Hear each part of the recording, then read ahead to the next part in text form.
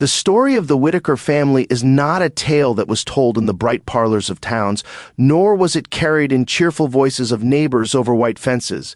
It was whispered, instead, in hushed tones across the forgotten valleys of West Virginia, in places where the soil was rough and the air heavy with silence. The Whitakers lived in the backwoods, in a region where the mountains curled in on themselves and the paths were narrow, rocky, and unwelcoming. For decades, their home stood like a fortress of secrecy, cut off from the wider world. It was not a place one stumbled upon easily, and those who did often turned back shaken, carrying with them an unease they could never quite explain. The family was bound not only by blood, but by an isolation so thick that it twisted the very fabric of their existence. Generations had lived and died in that house, marrying within their own kin, weaving the same threads of ancestry, over and over until the tapestry was frayed and torn. What should have been the warmth of kinship had turned into the heavy chain of entrapment. They bore the marks of this confinement in their bodies and their minds. Some of the children born into the Whitaker line carried eyes that wandered in different directions. Some spoke in strange barks or murmurs rather than words, and others could not speak at all, reduced to gestures and noises. And yet they endured together, clinging to the life they had known and refusing to abandon the ruins of their own making. The house in which they lived did not resemble the homes of ordinary folk. It stood as though it had grown out of the very earth, with walls worn from years of neglect and windows clouded by dirt. The roof sagged in places, patched with whatever materials could be found, tin sheets or rotting wood. Inside, the rooms were dim and suffocating, their air heavy with the smell of unwashed clothes and dust. There was no order to the place, no neat furniture, no signs of comfort. Instead, there was clutter, piles of discarded things, and shadows that seemed to lengthen with each passing year. It was a prison not guarded by locks or iron bars, but by poverty, tradition, and silence. The Whitakers themselves moved within this house like figures from another time. Their faces told the story before any words could. There were furrowed brows, eyes that never quite looked straight, mouths twisted into shapes that spoke of both suffering and stubbornness. Some among them had forgotten how to communicate in the way the world expected, reduced to grunts, barks, and guttural sounds. Others watched strangers with suspicion, their gazes darting like animals guarding their den. In their world, trust was scarce, and intrusion was met with silence or hostility. And yet, behind that silence lay years of endurance, of carrying on a life that the outside world could neither comprehend nor accept.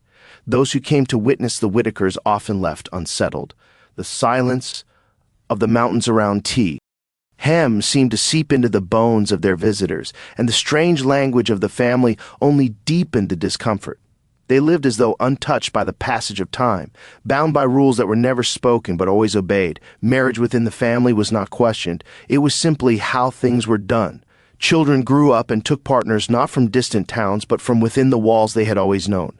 The cycle continued, and with it came the deformities, the struggles, and the strange existence that marked the Whitakers apart from any other family in the land.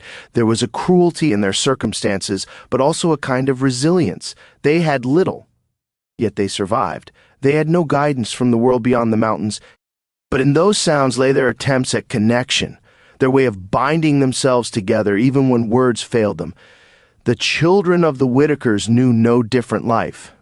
They were born into the silence of that house and raised under the shadow of its crumbling roof. Their days were spent wandering the yard, sitting on broken chairs, or pacing the dirt paths that led nowhere. Schooling was absent, as was guidance from teachers or neighbors. They learned only from each other, repeating the patterns of their elders, carrying forward a life that had been etched into their blood long before their births. They were not taught to dream of leaving, for leaving was never spoken of. To them, the outside world was an unknown ocean, vast and hostile, while the home they knew, however broken, was the only shore they could stand upon. The whispers about the Whitakers spread from town to town, carried by those who dared to approach their home, and returned with stories that sounded more like folklore than truth. People spoke of their strange noises, of their wild eyes and vacant stares. Some told of the deformities, of the way their faces seemed mismatched, of the way their limbs moved with awkward motions. Others spoke of the dreadful house where time seemed to stand still and of the oppressive quiet that hung around it. For many, the Whitakers became a living legend, a ghostly reminder of what happens when families are cut off from the flow of the world. And yet, behind the horrifying tales was a reality more complex than simple gossip. They were not monsters, nor were they demons, but human beings bound by tragedy and misfortune. They had been born into a life they did not choose, and the weight of generations pressed down upon them. Their home was prison-like, not because of chains, but because of the silence of isolation, the absence of opportunity, and the rigid cycle that repeated itself endlessly. It was not evil that shaped them, but neglect, poverty, and the indifference of time. Visitors who lingered long enough sometimes saw moments of tenderness among the Whitakers, a hand placed on a shoulder, a quiet grunt of comfort, a glance exchanged that spoke more than words ever could.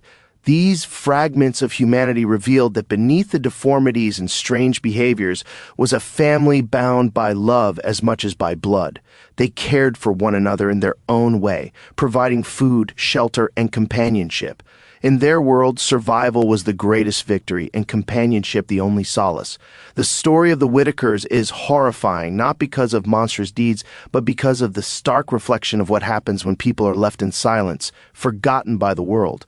Their home became a fortress of decay, their lives became a cycle of repetition, and their bodies bore the scars of generations of entrapment. Yet they remained, year after year, decade after decade, holding on to the life that was theirs, however strange it appeared to Sid.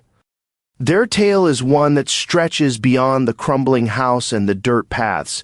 It is a reminder of how isolation can shape lives, how poverty can erode futures, and how silence can become as binding as any iron chain.